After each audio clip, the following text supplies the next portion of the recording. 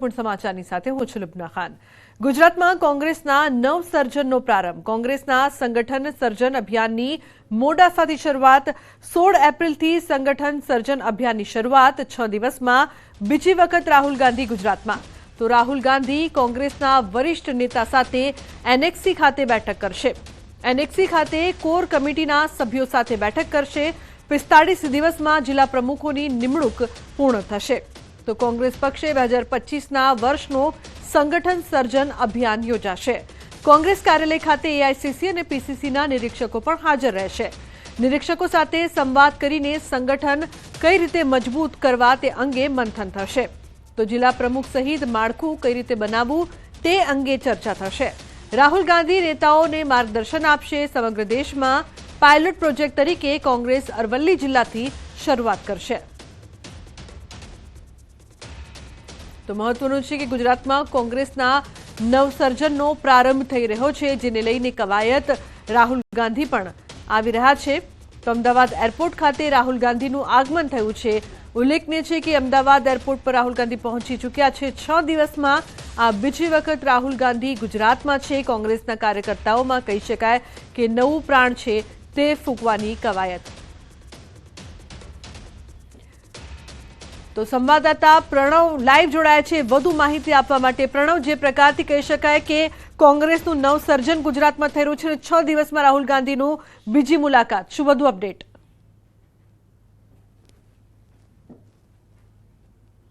ચોક્કસ માની શકાય કોંગ્રેસ પાર્ટી પોતાના સંગઠનને વધુ મજબૂત કરવા માટેનો પ્રયાસ કરે છે। તે અંતર્ગત જ કોંગ્રેસ પાર્ટીએ 2025નું જે વર્ષ છે તેને જે સંગઠન વર્ષ તરીકે તેઓ ઉજવી રહ્યું છે।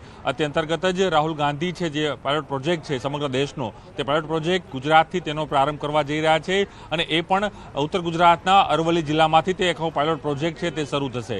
મહત્વપૂર્ણ એ છે કે જે રીતે રાહુલ ગાંધી ગુજરાતની મુલાકાતે આવે છે તેને માત્ર એક સપ્તાહ થાય છે, ત્યારબાદ સીધા તેઓ ફરી એક વખત ગુજરાત આવે છે અને 2 દિવસની આ મુલાકાત રહે છે। હું આપને પીસીસીનો નજારો બતાવવાનો પ્રયાસ કરી શકો છો કે પીસીસીમાં કઈ રીતે તમામ જે લોકો છે તે વેલકમ કરી રહ્યા છે। રાહુલ ગાંધી થોડી જ મિનિટોમાં અહીં પહોંચવાના દ્રશ્યોમાં જોઈ શકાય છે કે તમામ જે વ્યવસ્થાઓ છે તે કરી દેવામાં આવી છે। અને સાથે જ એ પણ કહી શકાય કે જે એઆઈસીસી તરફથી એટલે દિલ્હી કોંગ્રેસ તરફથી 43 ઓબ્ઝર્વરોની નિમણૂક કરવામાં આવી છે, 7 સહાયક ઓબ્ઝર્વરો છે અને સાથે જ પ્રદેશ કોંગ્રેસના જે પૂર્વ ધારાસભ્યો હોય, વર્તમાન ધારાસભ્યો છે તેવા 183 જેટલા જે નેતાઓ છે, જે કોંગ્રેસના આગેવાનો છે, તેઓને પણ નિરીક્ષક તરીકે અહીં નિમણૂક કરવામાં આવી છે। અને તે તમામ લોકો સાથે રાહુલ ગાંધી આજે અહીં કોંગ્રેસ કાર્યાલય ખાતે સંવાદ કરવાના છે। અને સંવાદની અંદર જે કઈ રીતે સંગઠનને મજબૂત કરવું, જિલ્લામાં આપણે જઈને શું કામગીરી કરવાની છે, નિરીક્ષકો સાથે એ ચર્ચા કરશે। અને સાથે જ સાંજના 5 કલાકે તેઓ એનેક્સી ખાતે પણ કોર કમિટીની બેઠકમાં તેઓ હાજરી આપશે। કોર કમિટીની બેઠકની અંદર તમામ જે કોંગ્રેસ પાર્ટીના જે સિનિયર નેતાઓ છે તેમાં પણ 40 સુધી જે નેતાઓ છે, વર્તમાન પ્રદેશ પ્રમુખ હોય, પ્રભારી છે, તમામ 6 પ્રભારીઓ છે, સાથે જ જે કોર કમિટીના જે મુખ્ય આગેવાનો છે કોંગ્રેસ પાર્ટીના 30 થી 40 જે નેતાઓ છે એ નેતાઓ સાથે પણ એનેક્સી ખાતે તેઓ બેઠક કરવાના છે। અને આવતીકાલે તેઓ મોડાસા ખાતે જશે, જે અરવલ્લી જિલ્લાનું જે મોડાસા છે ત્યાં તેઓ જશે। અને ત્યાં જે અરવલ્લી જિલ્લાના જે કાર્યકર્તાઓ છે, જે નાનો નાનો કાર્યકર્તા, તાલુકા કક્ષાનો જે કાર્યકર્તા, ત્યાં 150થી પણ વધુ જે કાર્યકર્તાઓ સાથે પણ તેઓ સંવાદ કરશે। એટલે જે પાયલોટ પ્રોજેક્ટ છે કોંગ્રેસ પાર્ટીનું સંગઠન પર્વ તરીકે ઉજવી રહ્યું છે, જે નામ આપવામાં આવ્યું છે જે સર્જન, જે કહી શકાય કે નવસર્જન કરવા માટે કોંગ્રેસ પાર્ટીનું, તેને લઈને જ આખું અભિયાન છે તે શરૂ થઈ રહ્યું છે। અભિયાનનો પ્રારંભ છે સમગ્ર દેશનો તે રાહુલ ગાંધી ગુજરાતથી કરવા જાય છે। ગુજરાતને એક ટાર્ગેટ રૂપે રાહુલ ગાંધી અપનાવે છે, તેના જ કારણે રાહુલ ગાંધી સતત ગુજરાતને પ્રવાસો અહીં આવી રહ્યા છે। જી બિલકુલ પ્રણવ, એક મહત્વની વાત એ પણ છે કે જે પ્રકારથી કોંગ્રેસને નવસર્જન અને પ્રોત્સાહન બંનેની જરૂર હતી અને હવે રાહુલ ગાંધી આવી રહ્યા છે અને તમામ જે કાર્યકર્તાઓ છે તેમની સાથે પણ ચર્ચા કરવાના છે, તેમની સાથે પણ 1 to 1 વાત પણ કરવાના છે। આપને લાગે છે કોંગ્રેસ પર તેનો બહુ ફરક પડશે, કારણ કે જે પ્રકારનો બદલાવ અત્યારે કોંગ્રેસમાં જોઈએ છે? પ્રણવ, લુબના ચોક્કસ માની શકે, કારણ કે જે રીતે 3 દાયકાઓ થયા ગુજરાતની અંદર કોંગ્રેસ પાર્ટી સત્તામાં નથી અને સાથે જ લોકસભામાં પણ 2014 હોય, 2019 હોય કે 2024 તેમાં પણ કોંગ્રેસ પાર્ટીને સત્તા નથી મળી। ત્યારે જ કોંગ્રેસ પાર્ટીએ એક જે નીવ છે, જે કાર્યકર્તાઓ છે, સંગઠન તેને મજબૂત કરવાનો પ્રયાસ કરી રહી છે। તેને લઈને જ આખું અભિયાન છે તે જે સર્જન સંગઠન અભિયાન જે છે શરૂ કરવામાં આવી રહ્યું છે, તેનો શરૂઆત જ તેઓ ગુજરાતથી કરી રહ્યા છે। અને ગુજરાતના તમામ જે નેતાઓ છે, ગુજરાતમાં દિલ્હીના પણ નેતાઓ અહીં ધામા નાખી રહ્યા છે। મેં પહેલાં કહ્યું કે 43 જેટલા એસટીના જે નિરીક્ષકો નિમણૂક કર્યા છે, તે કેટલાક સાંસદો છે, પૂર્વ સાંસદો છે, કેટલાક પૂર્વ મંત્રીઓ રહી ચૂક્યા છે, કેટલાક રાજ્યના પણ મંત્રીઓ રહી ચૂક્યા, તેવા તમામ જે સિનિયર નેતાઓને અહીં ઓબ્ઝર્વર તરીકે, નિરીક્ષક તરીકે ઓપન કરવામાં આવે છે. તેઓને સંગઠન કઈ રીતે મજબૂત કરવું, જિલ્લાનો પાયો કઈ રીતે મજબૂત કરવો, જિલ્લાના પ્રમુખની વરણી કઈ રીતે કરવી, તેના માળખાને કઈ રીતે તૈયાર કરવો, તે તમામ મુદ્દાઓ ઉપર ચર્ચા થશે. તેને લઈને જ કોંગ્રેસ પાર્ટી માની રહી છે કે સંગઠનને વધુ મજબૂત કરવાની જરૂર છે અને તેની અંતર્ગત જ રાહુલ ગાંધી ગુજરાતની સતત મુલાકાત કરી રહ્યા છે અને સંગઠન ઉપર ભાર મૂકી રહ્યા છે અને તેના જ કારણે સંગઠનને વધુ કઈ રીતે મજબૂત થાય, સંગઠનમાં નવા લોકો કઈ રીતે જોડાઈ શકે અને તેના જ કારણે તેઓ આવનાર જે ચૂંટણીઓ છે, આવનાર જે ઇલેક્શનો, તેમાં કઈ રીતે સંગઠન મજબૂતાઈથી કામ કરી શકે તે પ્રકારનો પ્રયાસ છે તે કોંગ્રેસ પાર્ટી કરવા માંગે છે. તે અંતર્ગત જ રાહુલ ગાંધી સતત ગુજરાતની આ મુલાકાતો છે લઈ રહ્યા છે અને એક ટાર્ગેટ કરી રહ્યા છે કે ગુજરાત ઉપર કઈ રીતે, ગુજરાત પર કોંગ્રેસ 2027માં જે ચેલેન્જ કરી શકે સરકારને, તે પ્રકારનો પ્રયાસ કોંગ્રેસ પાર્ટીના નેતાઓ અહીં કરી રહ્યા છે. જી બિલકુલ, આપ જોડાયેલા રહેશો. તો જે પ્રકારથી રાહુલ ગાંધી આવી રહ્યા છે, કાર્યકર્તાઓમાં પણ ઉત્સાહ છે, મહત્વની બેઠક છે તે મળવાની છે કોંગ્રેસના દિગ્ગજ નેતાઓની સાથે. 5 પ્રભારીઓ જિલ્લા મથકે જવાના છે. એમાંથી એક નેશનલ લેવલના સિનિયર મોસ્ટ નેતા છે, આખા રાજ્યના પ્રભારી રહ્યા હોય, મિનિસ્ટર રહ્યા હોય, સાંસદ રહ્યા હોય, એવા સિનિયર વ્યક્તિ જિલ્લા મથકે સેન્ટ્રલમાંથી આવેલા અને 4 વ્યક્તિઓ અમારા ગુજરાતના, એમ 5 વ્યક્તિઓ જશે. આપણે ગુજરાતમાં કહેવાય છે ને, પંચ ત્યાં પરમેશ્વર.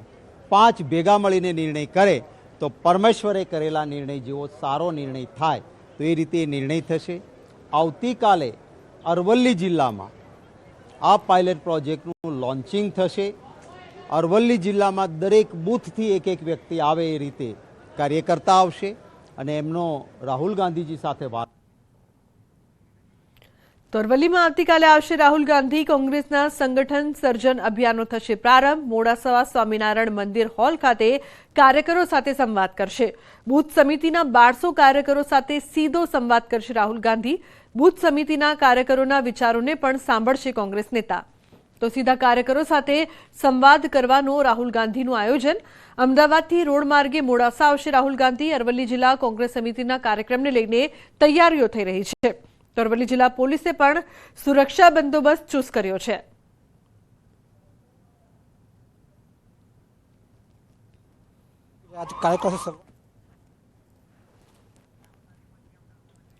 તો રાહુલ ગાંધી અમદાવાદ પહોંચી ચૂક્યા છે. સીધા દ્રશ્યો અત્યારે આપ જોઈ રહ્યા છો. રાહુલ ગાંધીનો 6 દિવસમાં આ બીજો પ્રવાસ છે અને મિશન ગુજરાત પર રાહુલ ગાંધી એકવાર ફરી ગુજરાતમાં કોંગ્રેસના નવસર્જનનો પ્રારંભ છે. સાથે સંગઠન સર્જન અભિયાનની મોડાસાથી તેઓ શરૂઆત કરવાના છે. જે કોંગ્રેસના કાર્યકર્તાઓ છે તેમની સાથે સીધો સંવાદ પણ કરવાના છે. 16 એપ્રિલથી સંગઠન સર્જન અભિયાનની શરૂઆત થઈ રહી છે. એક્સક્લુઝિવ દ્રશ્યો. રાહુલ ગાંધી પહોંચી ચૂક્યા છે અમદાવાદ. એરપોર્ટથી નીકળી રહ્યા છે. મિશન ગુજરાત પર રાહુલ ગાંધીનો 6 દિવસનો આ બીજો પ્રવાસ છે, જેને લઈને કોંગ્રેસમાં નવા પ્રાણ ફૂંકાવવાની પણ કોંગ્રેસ નેતાઓ, કોંગ્રેસના કાર્યકર્તાઓને આશા. ચુસ્ત પોલીસ બંદોબસ્ત અને સિક્યોરિટી સાથે રાહુલ ગાંધી પહોંચી ચૂક્યા છે અમદાવાદ. એક્સક્લુઝિવ દ્રશ્યો અત્યારે આપ ટીવી સ્ક્રીન પર જોઈ રહ્યા છો. 6 દિવસમાં બીજી રાહુલ ગાંધીની જે આ ગુજરાતની મુલાકાત છે તેમાં અનેક કાર્યક્રમો છે, તેનું પણ આયોજન કરવામાં આવ્યું છે. ખાસ કરીને જે બેઠકો થવાની છે, સાથે સાથે જે કોંગ્રેસના કાર્યકર્તાઓ છે તેમની સાથે સીધો સંવાદ કરીને રાહુલ ગાંધી તેમના વિચારો પણ છે તે સાझા કરશે. તે પણ જાણશે કે કોંગ્રેસના કાર્યકર્તાઓ છે તેમના શું વિચારો છે, શું કરવું જોઈએ, તે તમામ બાબતો પર ચર્ચા. પ્રણવ જોડાયા છે લાઈવ વધુ માહિતી આપવા માટે. પ્રણવ, રાહુલ ગાંધી પહોંચી ચૂક્યા છે અમદાવાદ, શું અપડેટ આપની પાસે?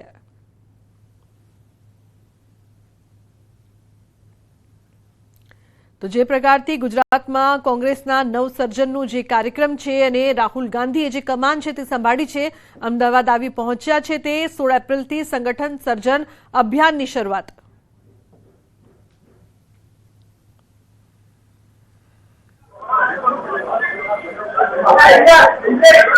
તો મહત્વનું છે કે મિશન ગુજરાત પર રાહુલ ગાંધી, ગુજરાતમાં કોંગ્રેસના નવસર્જનનો પ્રારંભ અને રાહુલ ગાંધી હાલ અમદાવાદ આવી પહોંચ્યા છે. એરપોર્ટથી તે સીધા નીકળી રહ્યા છે અને પોતાના કાર્યક્રમની શરૂઆત કરી રહ્યા છે. 16 એપ્રિલથી સંગઠન સર્જન અભિયાનની શરૂઆત થઈ રહી છે.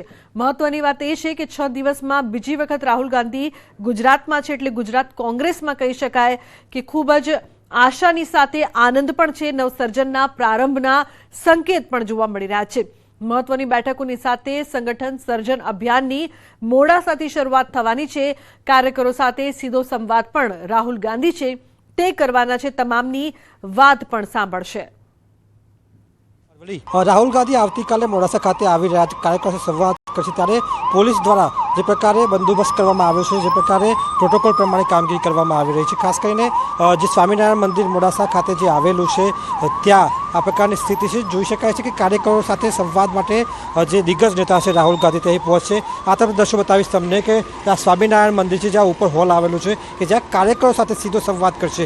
ન કોઈ મોટા નેતા, ન કોઈ પણ પ્રકારના નેતા વગર સીધા કાર્યકરો સાથે સંવાદ કરવા માટે, કારણ કે જે પ્રકારે જિલ્લાઓમાં જે પ્રમુખો છે, પ્રમુખોની નિમણૂક કરવા માટેની પણ પસંદગી કરવામાં આવશે, સાથે જ જિલ્લાઓમાં કોંગ્રેસનું જે પ્રભુત્વ વધે તેવા પ્રયાસ સાથે અહીં રાહુલ ગાંધી પહોંચી રહ્યા છે આવતીકાલે। તેવા સંજોગોમાં આવતીકાલે 10 વાગ્યા બાદ લગભગ 1200થી વધુ જે બૂથ સમિતિના જે કાર્યકરો છે તેમની સાથે સીધો સંવાદ રાહુલ ગાંધી કરશે। હાર્દિક પટેલ, ન્યૂઝ 18 ગુજરાતી, અરવલ્લી। અન્ય મહત્વપૂર્ણ સમાચારની વાત કરીએ તો સોમનાથમાં ધારાસભ્ય પર થયેલ ફરિયાદ રદ કરવા આવેદનપત્ર અપાયું। નોંધનીય છે કે સોમનાથમાં 4 એપ્રિલના રોજ ડિમોલિશન સમયે ધારાસભ્ય વિમલ ચુડાસમા સહિત 40 લોકો પર ફરિયાદ થઈ હતી। ત્યારે વેરાવળ તાલુકા કોંગ્રેસ સમિતિ દ્વારા આજે પ્રાંત અધિકારીને આવેદન અપાયું છે। ખોટી રીતે કરવામાં આવેલ ફરિયાદ રદ કરવાની માંગ કરવામાં આવી છે। જો ફરિયાદ રદ નહીં તો લડી લેવાની તૈયારી બતાવી હતી।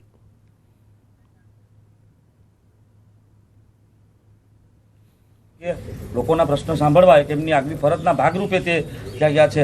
અને પ્રજા, આ લોકશાહીનો દેશ છે, લોકશાહીની અંદર પ્રજા માટે આંદોલન કરવું કે લડવું એ કોઈ ગુનો નથી, છતાં પણ જે ફરિયાદો થઈ છે એટલે અમે માનનીય મુખ્યમંત્રીશ્રીને વિનંતી કરીએ કે આ કેસો પાછા ખેંચાય, અને જો કેસ પાછા ખેંચવામાં નહીં આવે તો પ્રદેશ નેતૃત્વ અને સમગ્ર કોંગ્રેસની ટીમ બેસી અને આગામી રણનીતિ નક્કી કરી અને તંત્ર સામે લડી લેવાના મૂડમાં પણ છે। તો કોંગ્રેસ નેતા ઠાકરસિંહ રબારીને જેલમાં ધકેલવા મુદ્દે ગરમાયું છે રાજકારણ। ભાજપે કોંગ્રેસ પર આકરા પ્રહાર કર્યા છે। ભાજપ નેતા યજ્ઞેશ દવેનું નિવેદન, કોંગ્રેસ પોલીસની કામગીરીના વખાણ નથી કરતી, પરંતુ જ્યારે તેમના નેતા પકડાય ત્યારે ખોટા નિવેદનો આપે છે। ગુજરાતમાં કોંગ્રેસના નેતા નશાનો કારોબાર કરતા હતા, તો બીજી તરફ કોંગ્રેસે પણ પ્રતિક્રિયા આપી છે। કોંગ્રેસ પ્રવક્તા ડોક્ટર મનીષ દોશીનું નિવેદન, મનીષ દોશીએ ભાજપ પર નિશાન સાધ્યું। ભાજપ નેતાઓ સામે પણ અનેક ગુના નોંધાયેલા છે, ત્યારે ભાજપ નેતાઓ કેમ કશું બોલતા નથી? ઠાકરસિંહ ધરપકડ મુદ્દે કાયદો કાયદાનું કામ કરશે।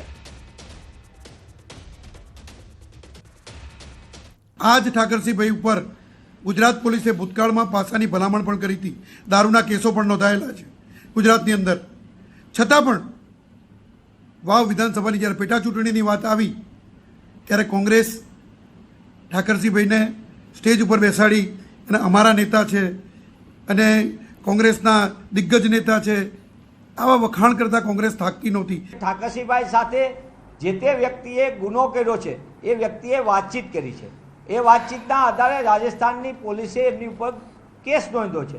એ કેસના આધારે તેમની ધરપકડ થઈ એવી આપના માધ્યમથી ખબર પડે છે, પણ તેમ છતાં કોંગ્રેસ પક્ષ સ્પષ્ટપણે માને છે કે કાયદો કાયદાનું કામ કરશે, પણ ભાજપા પોતાનું ગિરેબાનમાં ઝાંખવાની જરૂર છે। ગુજરાતની અંદર ડ્રગ્સના કારોબારીઓના, સુરતની અંદર નજીકના નાતો હોય, દારૂની મોટા પાયે કરોડો રૂપિયાના દારૂના જથ્થાના વેપલામાં ભાજપાના નેતા હોય, દુષ્કર્મના અનેક જગ્યાએ કિસ્સાની અંદર, પછી કોર્પોરેટર હોય આણંદમાં કે વડોદરાની અંદર આગેવાન હોય। તો ખ્યાતિ હોસ્પિટલ કાંડમાં ચાર્જશીટ દાખલ કરવામાં આવી છે। મુખ્ય આરોપી કાર્તિક પટેલ સામે ચાર્જશીટ દાખલ। અગાઉ 9 આરોપીઓ વિરુદ્ધ ક્રાઇમ બ્રાન્ચે ચાર્જશીટ દાખલ કરી હતી।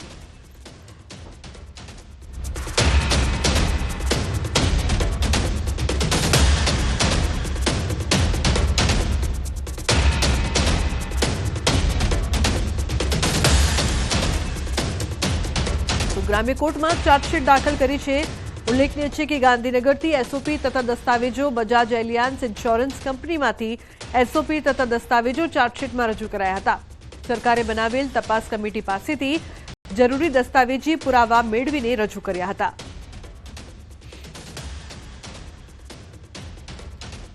તો વડોદરામાં તસ્કરોએ હદ કરી હનુમાનજી મંદિરના ભંડારામાં વાસણોની ચોરી કરી। ભંડારા પાસે મૂકેલા વાસણો તસ્કર લઈ ગયો। વાસણોની ચોરી કરતો ચોર સીસીટીવીમાં કેદ થયો છે. જાહેર ભંડારામાંથી થઈ હતી વાસણોની ચોરી. સીસીટીવીના આધારે પોલીસે તપાસ હાથ ધરી છે.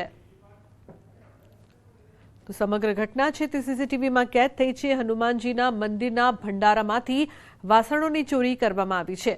તો વડોદરામાં તસ્કરોએ હદ વટાવી છે.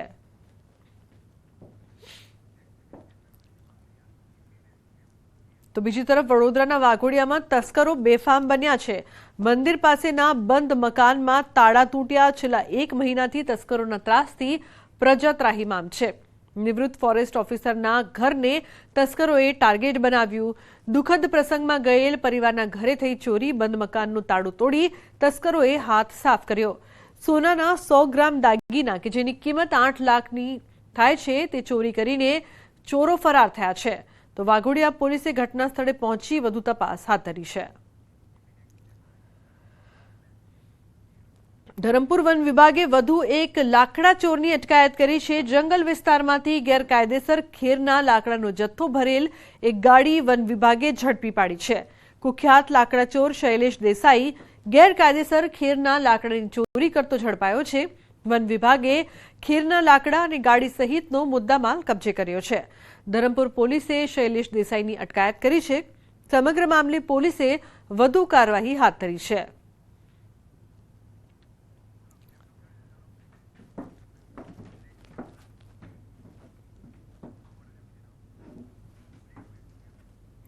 સમાચારનો પ્રવાહ યથાવત રહેશે. હાલ રોકાઈશું એક બ્રેક માટે. આપ જોતા રહો ન્યૂઝ 18 ગુજરાતી.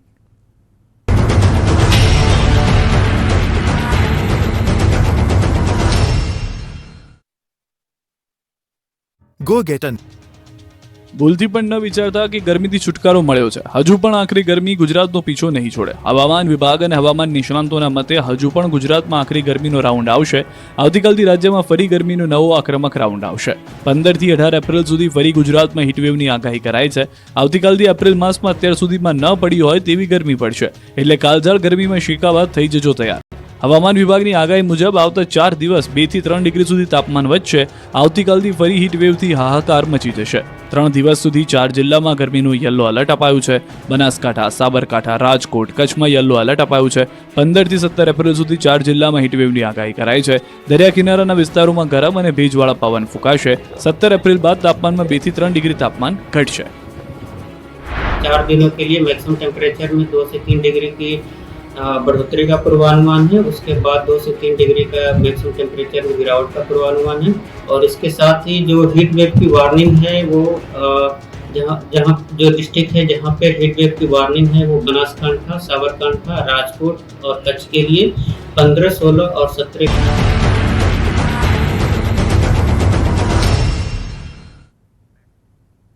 Welcome back. તો અન્ય મહત્વપૂર્ણ સમાચારની વાત કરીએ. ગરમી અને ચોમાસાને લઈને મોટું અનુમાન. હવામાન નિષ્ણાંત પરેશ ગોસ્વામીની આગાહી. ગરમીમાં શેકાવા તૈયાર રહેજો. 41 થી 45 ડિગ્રી તાપમાન રહેશે.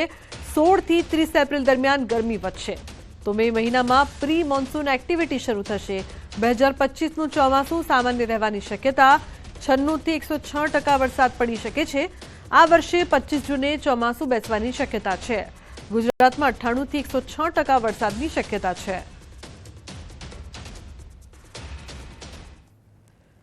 એપ્રિલ મહિનો 50% પૂર્ણ થઈ ચૂક્યો છે. માર્ચ અને એપ્રિલ મહિના દરમિયાન આપણે સામાન્ય કરતા ઊંચું તાપમાન પણ જોવા મળ્યું છે. અને હવે 16 એપ્રિલથી લઈ અને 30 એપ્રિલનું સેશન છે એમાં પણ ખૂબ ઊંચું તાપમાન અને હીટવેવના રાઉન્ડ જોવા મળશે. ખાસ કરીને એપ્રિલ મહિનાના જે સમયગાળો છે એ દરમિયાન આપણે 41 થી લઈને 45 ડિગ્રીની રેન્જમાં પણ તાપમાન જોવા મળે તેવી શક્યતાઓ છે. અને સાથે સાથે હીટવેવ પણ આપણે જોવા મળી શકે છે.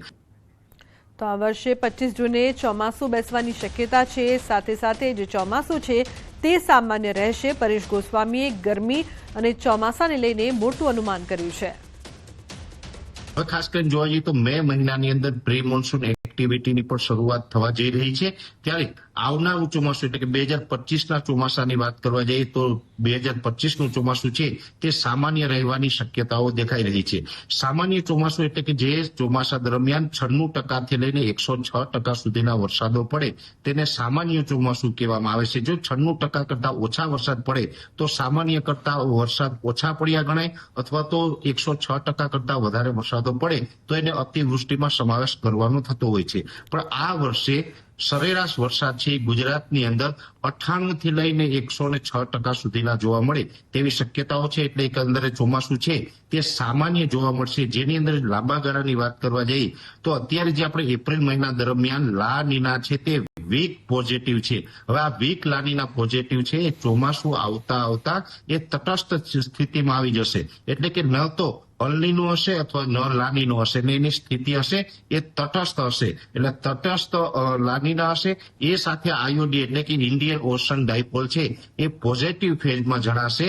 અને આ તમામ પરિબળોને કારણે 2025નું ચોમાસું છે તે ખૂબ સારું રહેશે અને નોર્મલ ચોમાસું થાય તેવી શક્યતાઓ છે. હા, એક વાત અલગ છે કે સામાન્ય રીતે ચોમાસું છે તે 15 જૂને ગુજરાતની અંદર પ્રવેશ કરી જતું હોય છે. 15 જૂન છે એ ગુજરાતમાં ચોમાસું ચાલુ થવાની નોર્મલ તારીખ ગણવામાં આવે છે. પણ આ વર્ષે 2025નું ચોમાસું છે તે કદાચ 22 જૂનથી લઈ અને 27 જૂન વચ્ચે ગુજરાતમાં પહોંચે તેવી શક્યતાઓ છે. તો અમરનાથ યાત્રા પહેલા જ શ્રદ્ધાળુઓની પરીક્ષા લેવાઈ રહી હોય તેવું લાગી રહ્યું છે. રાજકોટમાં અમરનાથ યાત્રાના રજીસ્ટ્રેશનને લઈને હોબાળો થયો. બેંક બહાર અરજદારોને ભારે હેરાનગતિ વેઠવાનો વારો આવ્યો.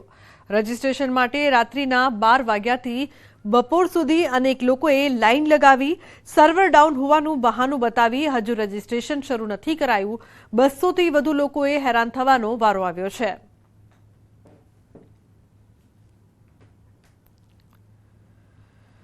અમરનાથ યાત્રા માટેનું રજીસ્ટ્રેશન શરૂ થઈ ચૂક્યું છે અને બીજી તરફ રાજકોટ શહેરના રેસકોર્સ રિંગ રોડ પાસે આવેલી યસ બેંકની બહાર જોઈ શકાય છે કે કઈ રીતે લોકોની ભારે હાલાકી છે તે જોવા મળી રહી છે. લોકોની લાંબી લાઈનો છે તે ખાસ કરીને અહીંયા જોવા મળી રહી છે. કેટલાક લોકો રાત્રિના 12 વાગ્યાથી તો કેટલાક વહેલી સવારના અહીંયા આવી પહોંચ્યા છે, પરંતુ એક પણ વ્યક્તિનું હાલ હજુ સુધી રજીસ્ટ્રેશન છે તે બેંક દ્વારા કરવામાં નથી આવ્યું. ત્યારે અહીંના જે લોકો છે આપણે તેમની સાથે વાતચીત કરીશું. શું કહેશો, કેટલા વાગ્યાથી ઉભા છો અને રજીસ્ટ્રેશન થયું છે કે કેમ? અમે રાત્રે 12 વાગ્યાના અહીંયા ઉભા છીએ. કન્ટિન્યુ રાત્રે નીચે અમે બેઠા હતા, પછી 10 વાગે બેંક ખુલી ત્યારના અમને ટોકન આપી દીધા છે. છતાં એક જ સવાલ કરે છે કે અમારી બેંકનું સર્વર ડાઉન છે. અમે એને પ્રશ્ન કર્યો કે સાહેબ અમારી સાથેના જે પંજાબ નેશનલ બેંકમાં ગયા છે એ લોકોના 14 જણાના 10 મિનિટમાં થઈ ગયા. ઈ બેંકનું અલગ હોય, અમારું અલગ હોય, એવી રીતે બહાના કાઢે છે. અને જે 3 દિવસનું એમનું કામ પેન્ડિંગ હતું હોલિડેના હિસાબે અત્યારે એ લોકો ઈ જ કરે છે, બાકી કોઈ વસ્તુનો જવાબ આપતા નથી. આ તમે મીડિયા આવ્યા પછી આ પાણીના ગરબા ને આવ્યા, બાકી પાણી પીવાની વ્યવસ્થા અહીંયા હતી નહીં. ચોક્કસ તો બેંકો દ્વારા કોઈ પણ જાતની વ્યવસ્થા કરવામાં નહોતી આવી. શું કહેશો, કયા પ્રકારની તકલીફ પડી રહી છે અને કેટલા વાગ્યાના તમે અહીં બેઠા છો? અહીંયા અમે 2 વાગ્યાના બેઠા છીએ. કોઈ જાતની કઈ વસ્તુ છે નહીં. જયારે અંદર જાય એટલે એટલું જ કહે છે ભાઈ સર્વર ડાઉન છે, સર્વર ડાઉન છે, થશે ત્યારે કરશું, થશે ત્યારે કરશું. ચોક્કસ તો બેંકો દ્વારા હાલ અત્યારે બહાના બતાવવામાં આવી રહ્યા છે કે સર્વર ડાઉન છે. બેન, શું કહેશો, કેટલા પરિવારના કેટલા સભ્યો આવ્યા છે? અમે જોઈ રહ્યા છીએ કે નાસ્તો પણ તમે અહીં જ કરી રહ્યા છો.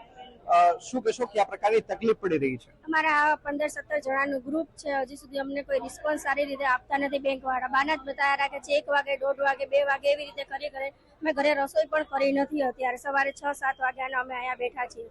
કોઈ સરખી રીતે જવાબ આપતું નથી. અમારા ઘરે કેટલું પણ કામ હોય છે અત્યારે, એટલે એમને સમજવું જોઈએ થોડું એમ. આ દર વખતની છે, આ પહેલી વખત નથી. દર વર્ષે આવી રીતે કરે છે. દર વખતના રૂલ્સ અલગ અલગ રીતે બનાવે છે આ લોકો. દાદા, શું કહેશો, કેટલા વાગ્યાના અહીંયા બેઠા છો? કયા પ્રકારની તકલીફ છે? સવારની તકલીફ આ વખતે મેડિકલમાં પણ એ જ તકલીફ છે, અહીંયા રજીસ્ટ્રેશનમાં પણ એ જ તકલીફ છે. અત્યારે સવારથી એમને વહેલી સવારે 5 વાગ્યાથી અહીંયા બેઠા છીએ, કશું જ નથી કર્યું લોકોએ. હજી ક્યારે ચાલુ થશે એ કોઈ જણાવતું નથી. જોઈએ હવે આજે નથી બાબા બરફાની ઉપવાસ ઉપર રાખશે એવું લાગે છે અત્યારે તો. ચોક્કસ તો બાબા બરફાની પાસે આ લોકો જ્યારે પહોંચે ત્યારે, પરંતુ અત્યારથી તેમની પરીક્ષા શરૂ થઈ ચૂકી હોય તેવું લાગી રહ્યું છે. બા, શું કહેશો, કેવડી ઉંમર છે ને કેટલા વાગ્યાથી અહીં બેઠા છો? 5 વર્ષની ઉંમર છે. સવારે આવી છું. તમારી પરીક્ષા અત્યારથી જ શરૂ થઈ ગઈ એવું લાગે છે? મેં પરીક્ષાઓ જિંદગીમાં હું as a teacher rules follow કરું એ જ મત ધરાવું છું. એટલે આવું કંઈ પણ હોય તો થઈ શકે શક્ય છે કે કઈ રીતે એમ, પણ સંચાલન સરસ હોય ને તો હેરાનગતિ ઓછી થાય. બેંકના કર્મચારીઓનું કેવું છે કે તેમનું સર્વર ડાઉન છે, ત્યારે લોકોની પરીક્ષા અત્યારથી જ શરૂ થઈ ચૂકી હોય તેવું લાગી રહ્યું છે. અંકિત પોપટ, ન્યૂઝ 18 ગુજરાતી, રાજકોટ. તો ચોમાસાને લઈને ખેડૂતો માટે આનંદના સમાચાર છે. ચોમાસામાં સામાન્યથી વધુ વરસાદનું અનુમાન, 105% જેટલો વરસાદ થવાની સંભાવના, અનુમાનમાં 5% વધઘટ સંભવ. કેન્દ્રીય હવામાન વિભાગે જાહેરાત કરી છે અલ નીનો અને આઈઓડી ન્યુટ્રલ રહેવાની સંભાવના. આવનારા ચોમાસા માટે સ્થિતિ સંપૂર્ણ અનુકૂળ.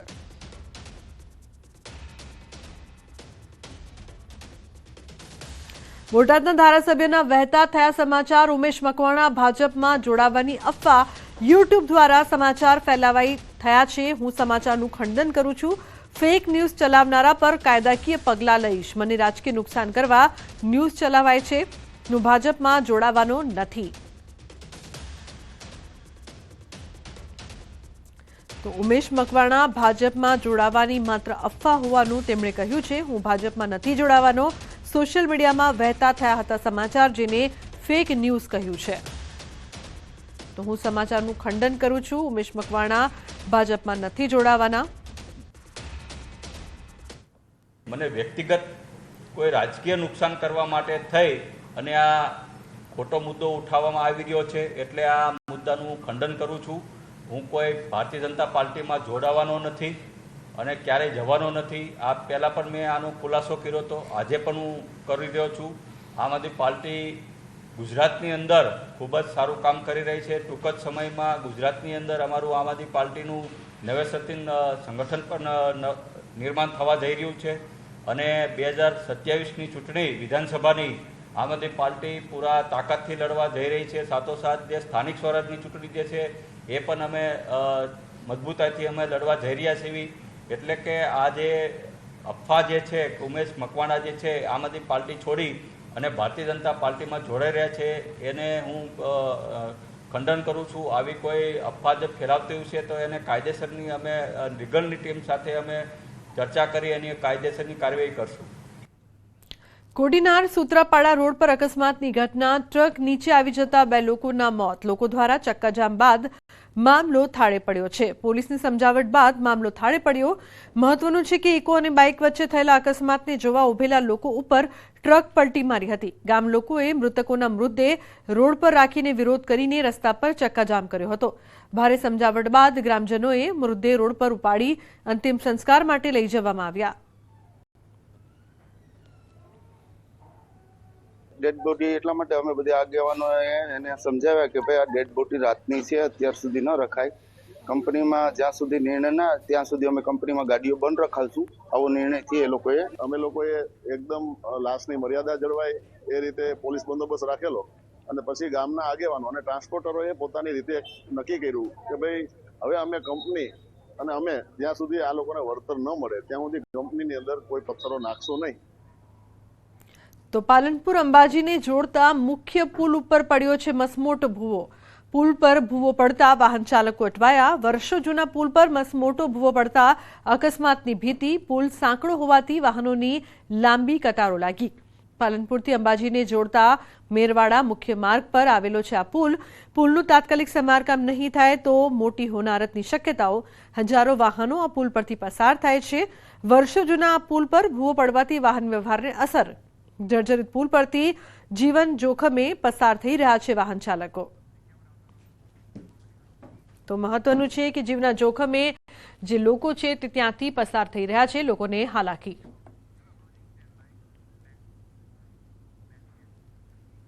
તો બુલેટિનમાં હાલ બસ આટલું જ. તમામ મહત્વપૂર્ણ સમાચાર માટે આપ જોતા રહો ન્યૂઝ 18 ગુજરાતી. નમસ્કાર.